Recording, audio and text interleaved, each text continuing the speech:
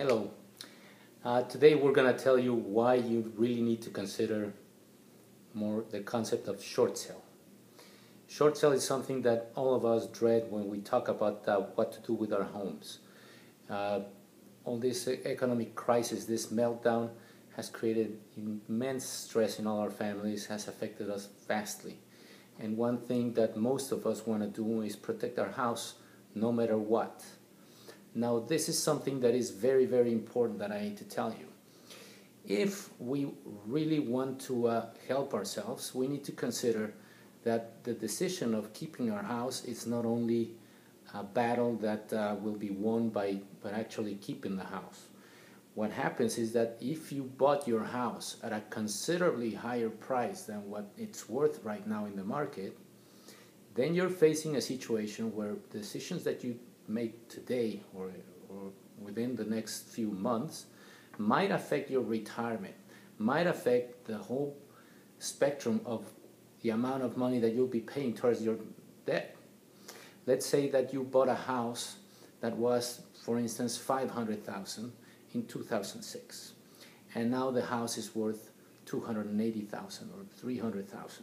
Okay, you might want to modify your loan, or maybe already have done so, or expecting to begin negotiating a loan modification with the banks, which I wish you the best of lucks, because the banks are in a position to abuse their bureaucracy and make you really grow tired of dealing with them.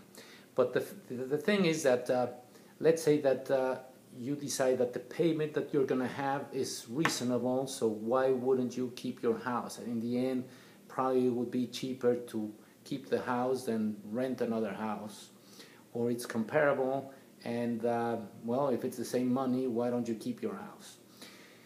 The thing that is running there hidden and behind the curtain is that you, by deciding that, you are actually keeping the huge debt that you have on that house. Meaning, you're actually, by renegotiating the loan, you're actually buying the house again. You're pulling a loan, you got loan documents, it's exactly as if you were buying the house again. But instead of buying it at $300,000, which is its true market value, you're saying, Mr. Seller, you know what? I'll pay $500,000 for it because I really like the house. I really want to keep it. Doesn't that sound kind of stupid? Well, anyway, the thing is that that is in essence what you're doing when you modify your loan in this new modification environment. So you have a unique opportunity. The government granted us that opportunity that ends at the end of 2012 to actually get rid of that debt once and for all.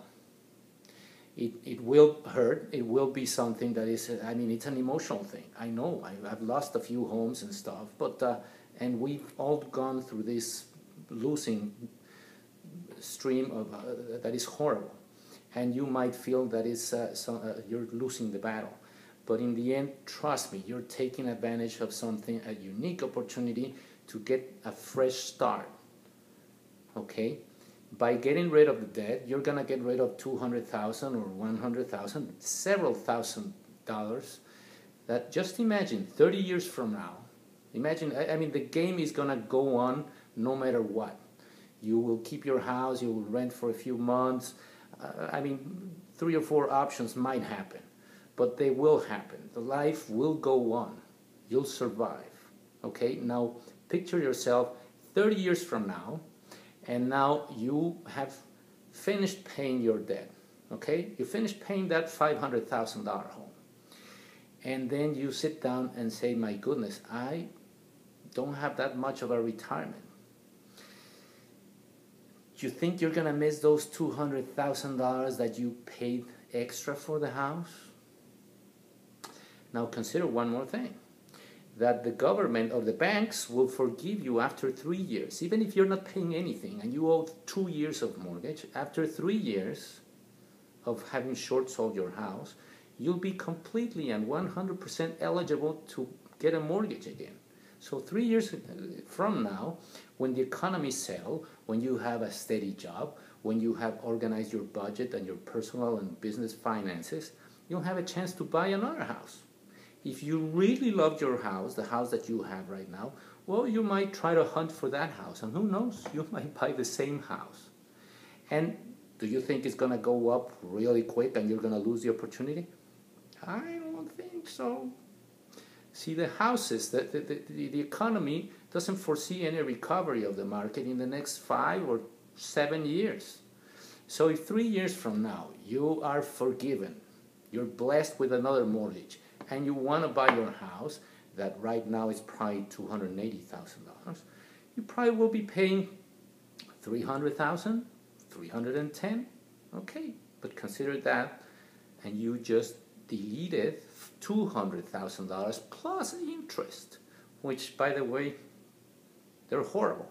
They really accumulate. So the $200,000 after 30 years probably will be $300,000 or $350,000.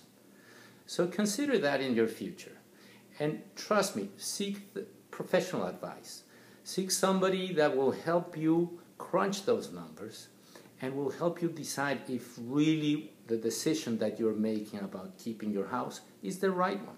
And I'm not telling you that 100% of the cases, oh, just short sell your house and get rid of it. No, that would be unfair, that would be unprofessional. No, sometimes, and in some cases, I've seen where people, if you project a reasonable, tiny appreciation that we'll experience in the next few years, you see that people can recover the market value of their homes probably in 3 years or 2 years. That makes a lot of sense. Keep the house. But if not, if it's going to take 18 or 20 years to recover the value, to just break even, it doesn't make sense, because it's the same thing if you short sell now, then 8 years from now, it will be a short sale. And if you're going to wait 10 or 20 years just to break even, like if you're leasing a car that you got to give back and then ask for a ride home, I think you, 20 or 30 years from now, you'll say, my goodness, I made a big mistake. Okay, call me if you have any questions on this. Henry, okay? Take care.